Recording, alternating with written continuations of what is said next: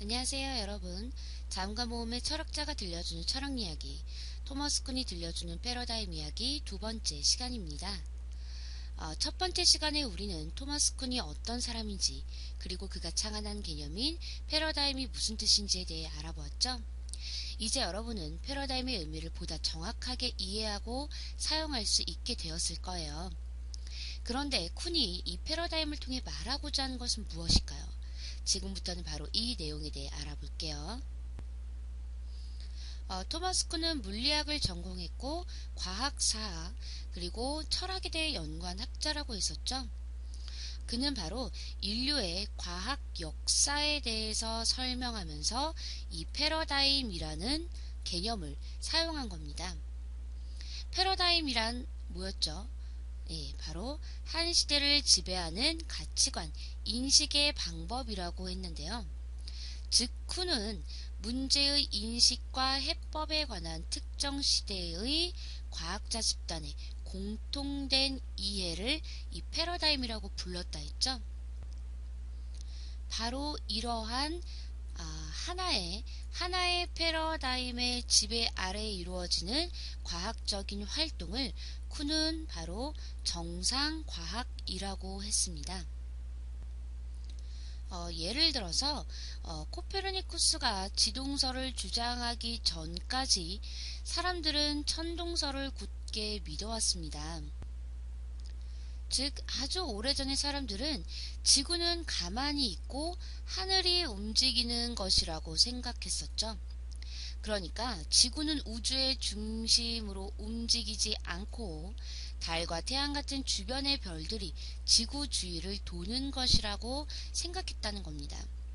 지금은 굉장히 어리석은 것처럼 보이기도 하겠지만 아주 오랜 옛날에는 이런 천동설 아무런 의심 없이 모든 사람이 굳게 믿었었죠.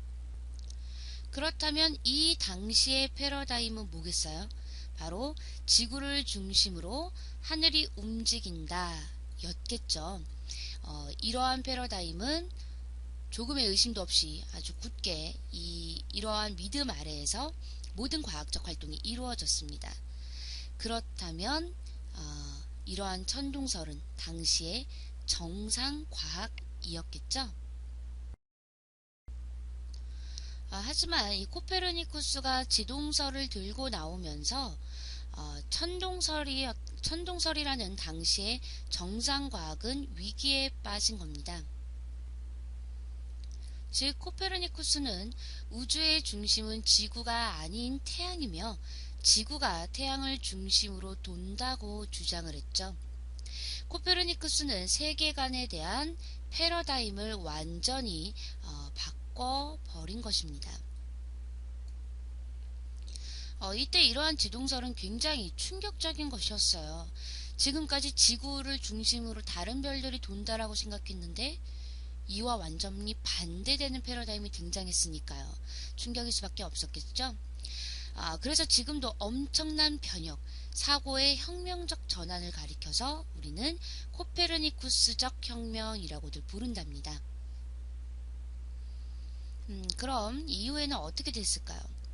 바로 시간이 흐르고 코페르니쿠스의 주장이 옳다는 것이 입증이 되면서 천동설은 역사의 뒤로 붙이고 이제 코페르니쿠스의 패러다임이 세계관을 지배하게 된 것이죠. 즉 지동설은 새로운 패러다임, 새로운 정상과학이 된 것입니다.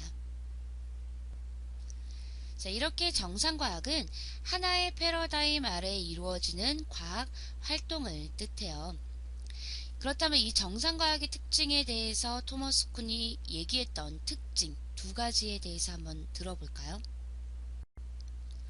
먼저 정상과학의 특징 첫째는 이 정상과학은 특정의 패러다임을 공유하는 과학자들의 연구 활동인데 이 기간에 그러니까 정상과학 기간에 과학자들은 그 이론 즉 패러다임을 보다 정교화하고 적용 범위를 확장시키는 작업을 진행하죠.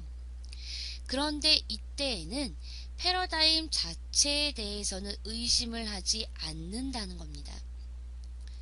따라서 정상과학 기간에는 패러다임 자체에 대한 시험은 존재하지 않죠. 이게 바로 정상과학의 첫 번째 특징이에요. 정상과학 기관 내에서는 그 패러다임 자체에 대해서는 의심을 하지 않는다는 것 말이죠. 둘째, 정상과학은 퍼즐풀이 활동과 흡사하다는 겁니다. 즉, 주어진 문제에 대한 해답이 있는 것으로 간주한다는 거죠. 퍼즐풀이도 그렇잖아요. 각기 서로 맞는 퍼즐 조각을 다 맞추면 하나의 완성된 그림이 있다는 것을 전제로 하고 우리는 퍼즐을 맞추죠. 정상과학 역시 그렇다는 겁니다. 해답이 있다는 것으로 간주하고 그 해답을 찾기 위해 문제를 푼다는 거예요. 이렇게 정상과학은 기존의 패러다임 내에서 수행되는 과학 활동으로서 기존의 패러다임이 인정하는 규칙만을 바탕으로 문제를 만들어내고 풀어간다는 겁니다.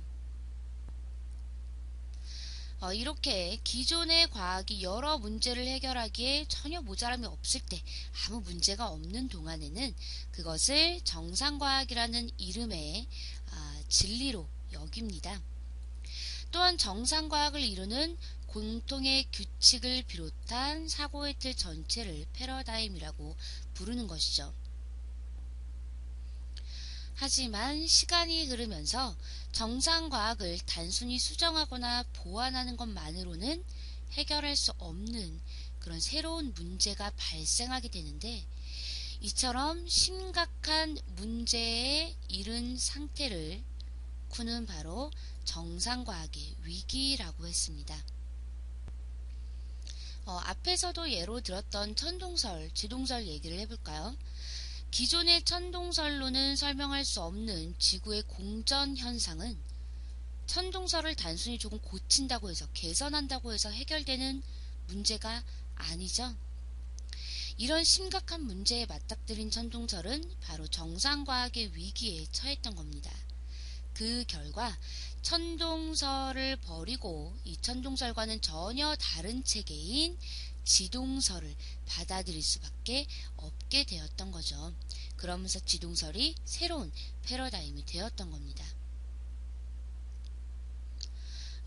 이처럼 정상과학에서 위기가 나타나면 이를 극복하기 위한 새로운 패러다임이 생겨나게 되겠죠.